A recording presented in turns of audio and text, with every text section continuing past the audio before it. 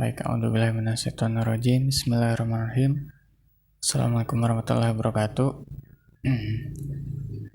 Pada kesempatan kali ini saya Dika Gantina akan menjelaskan tentang salah satu materi yang pernah kita bahas di pembelajaran pemrograman dasar kelas 10 multimedia.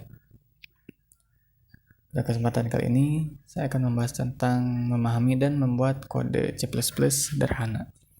Jadi yang akan kita gunakan adalah C++ ya, kode C++. Yang sederhana dan singkat aja.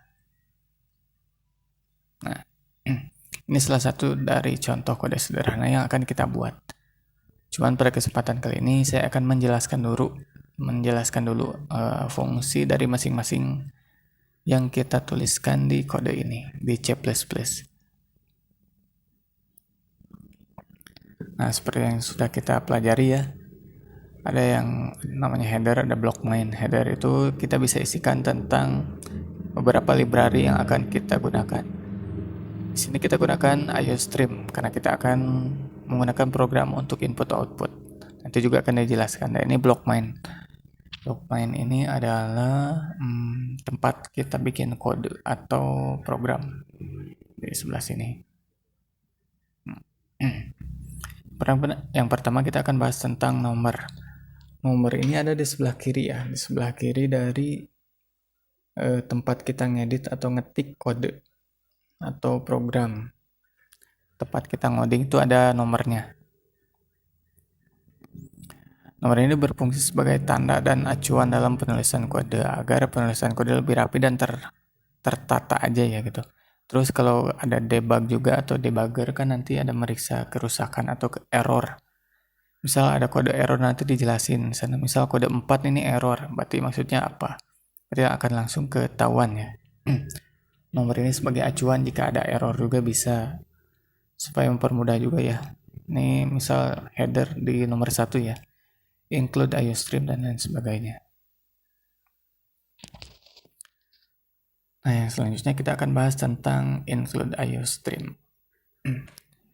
Kenapa sih kita pakai include IOStream? Karena di kode sederhana ini kita hanya akan menampilkan dan menginput data aja.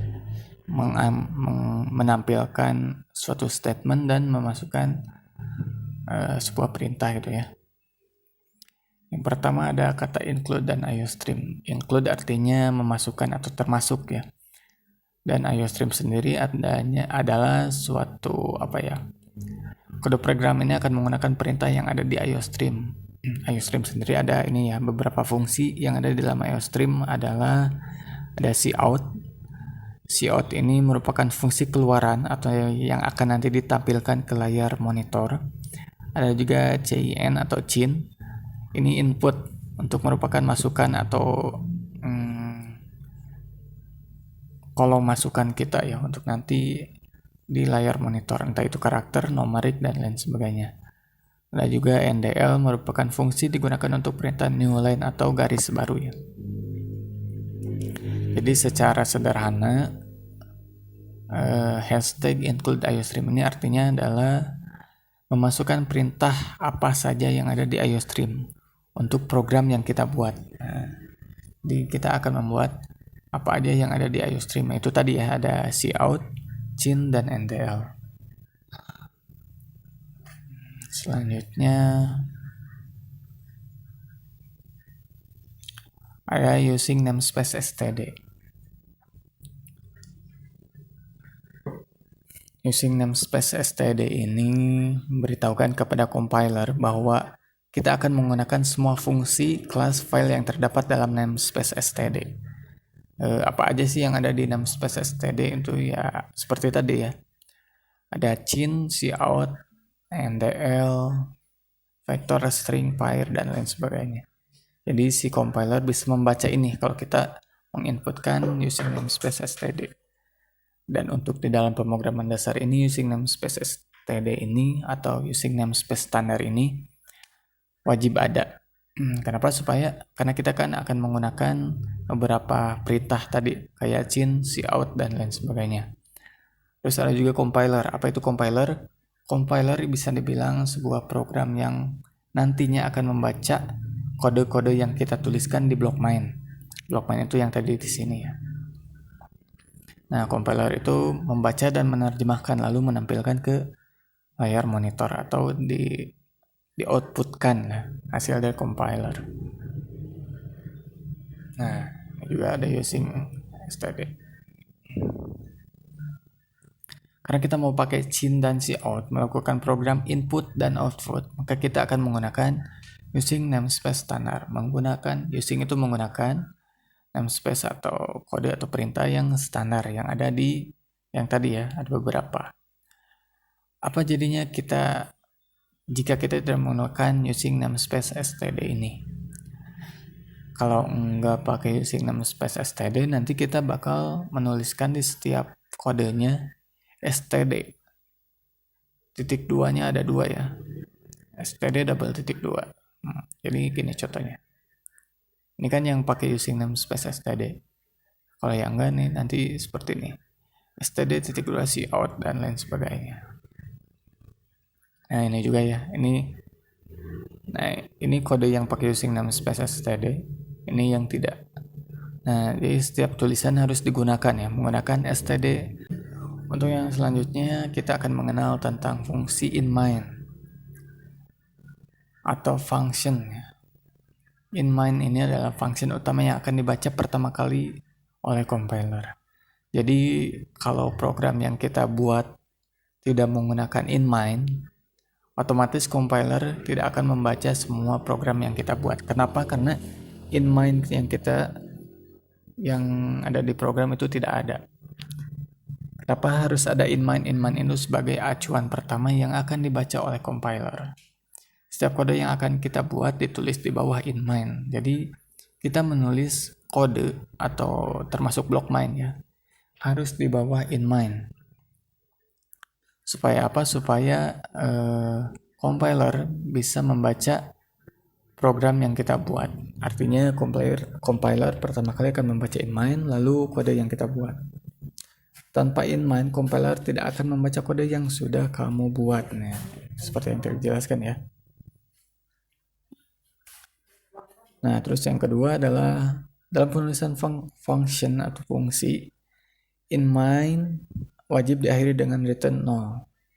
Artinya fungsi main akan mengembalikan nilai 0. Setelah dieksekusi artinya ada start, ada finish juga ya. Nah, untuk selanjutnya kita akan bahas tentang semikolon. Di dalam pemrograman dasar, di dalam pemrograman semikolon itu wajib ada. Kenapa? Karena semikolon ini akan dibaca oleh compiler sebagai akhir dari statement. Jika tidak ada semikolon, maka program yang kita buat akan dianggap belum selesai oleh compiler. Nah, semikolon ini digunakan untuk mengakhiri sebuah pernyataan. Setiap pernyataan harus diakhiri dengan sebuah tanda semikolon. Misal kayak tadi ya, cout, misalkan, lalu ada semikolon atau titik koma. Nah, jadi semikolon itu wajib ada supaya compiler menganggap kode atau pernyataan tersebut sudah selesai atau fix dan dapat dieksekusi atau dibaca oleh compiler. Apa jadinya jika tanpa semikolon? Nah, pernyataan itu dianggap belum selesai dan debugger memungkinkan menyatakan error pada semikolon atau pada program yang tidak ada semikolonnya. Nah, ini untuk contoh dari program yang kita buat. Ada include iostream dan sebagainya. Nah, ini yang pertama adalah cout. Kita pakai cout artinya akan mengeluarkan atau menampilkan tulisan apa yang akan ada di layar. Misal ini cout, masukkan nama di sini, otomatis yang akan keluar adalah ini ya. Masukkan nama di sini, ini ada titik 2 di sini sebetulnya, cuman kehalang sama garis-garis ini. Lalu cin nama, input nama ini yang kita ketikkan di atas perintah cin ya, ini ya. Ini diketik, bukan ada dari sananya, tapi ini diketik. Lalu cout akan mengembalikan lagi ketika kita enter. Yang nomor 2 akan keluar apa kabar, terus ini string yang tadi ya, nama, ini yang kita ketikkan otomatis, apa kabar Dika, apa kabar nama yang kita ketikkan. Seperti itu. Lalu return 0 artinya program selesai.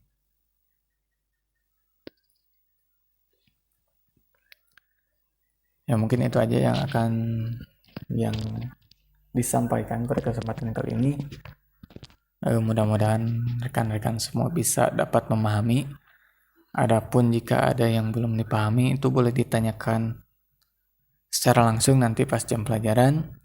Sekian. Wassalamualaikum warahmatullahi wabarakatuh.